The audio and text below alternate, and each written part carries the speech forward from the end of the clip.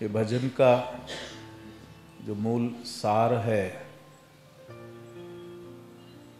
मुक जान दे है जिस्म, मतलब ये शरीर जो है ये पैदा होता है, ये मिट जाता है, लेकिन जो आत्मा है, जो वास्तव में तुम हो, जिसके कारण ये शरीर है, वो तो अमर है।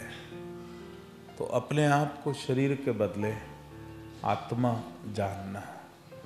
जब व्यक्ति अपने आप को समझता है कि मैं ही आत्मा हूँ, तो उसके बाद उसके मन से भय धीरे धीरे समाप्त हो जाता है। फिर उसको परवाह ही नहीं। मिट जान दे जिस्मता, ये शरीर मिट जाते हैं, पर आत्मा अमर है। यानी कि मैं आत्मा हूँ, मैं तो अमर हूँ, मैं अविनाशी हूँ, मैं तो मिट ही नहीं सकता। ये तो मेरी अज्ञानता है। मुझे ना कोई जला सकता है, ना कोई काट सकता है, ना ही कोई जल मुझे गला सकता है। मैं तो अमर हूँ। और फिर उसके बाद जी दे अंग संग रब है, ओनु फिर किस दा डर है। जिसके साथ अंग संग, जिसके साथ भगवान अगर है, तो फिर उसको फिर किस चीज का डरना? फिर क्यों डरते हो? फिर क्यों घबराते हो कि कष्ट आ गया?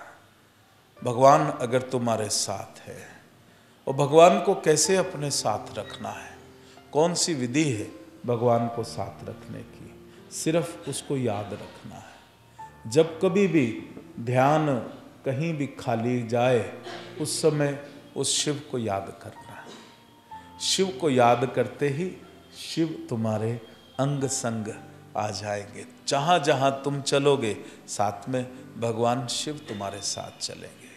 तो हमेशा अपनी याद में तुम भगवान को याद रखो, हमेशा। तो तुम्हारी सोच फिर उल्टी तरफ जाएगी नहीं तो खाली बैठते हैं तो मन शैतान का घर, कहीं ना कहीं कूद जाएगा, कहीं ना कहीं किसी की बुराई देखेगा, कहीं ना कहीं कैसे किसी को नुकसान पहुंचाया जाए वो सोचता है।